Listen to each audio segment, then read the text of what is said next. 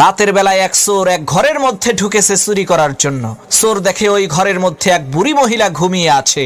এখন চোরের নড়াচড়ার খসখসানি শব্দ শুনে হঠাৎ করে সেই বুড়ি মহিলার ঘুম ভেঙে গেল। চোর কয়, সর্বনাশ, ধরা বুঝি পড়েই গেলাম, এখন কি করি? এমন সময় সেই বুড়ি মহিলা সেই চোরকে বলল, বাবা, তোমাকে তো দেখে মনে হচ্ছে তুমি খুবই সম্ভ্রান্ত পরিবারের সন্তান, মনে হয় বড় কোনো বিপদে পড়ে এই চুরির পেশাকেই বেছে নিয়েছো। ঠিক আছে, কোনো সমস্যা নাই।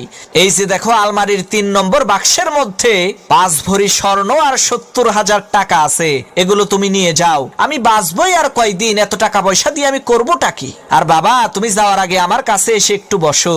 আমি একটু আগেই একটা আশ্চর্য ধরনের স্বপ্ন দেখেছি। এই স্বপ্নের মানেটা আমি বুঝতে পারছি না, তুমি একটু বলো তো এই স্বপ্নের মানেটা কি?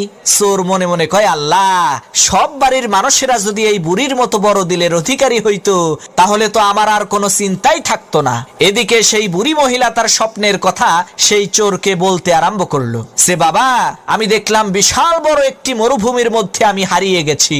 এমন সময় একটা ঈগল পাখি এসে জোরে জোরে 3 বার বলল, জামাল, জামাল, জামাল। এরপরে সেই ঈগল পাখিটি চলে গেল। বাবা, বলো তো এর মানে কি?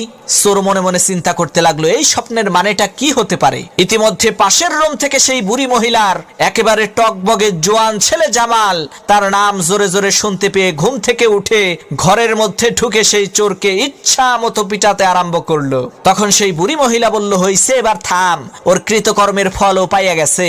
তখন সেই চোর বলল, না ভাই, থাইমো না, আমারে আরো মারো, যাতে ভবিষ্যতে আমার মনে থাকে শালারা আমি একটা চোর, স্বপ্নের ব্যাখ্যা করার কোনো জ্যোতিষী না।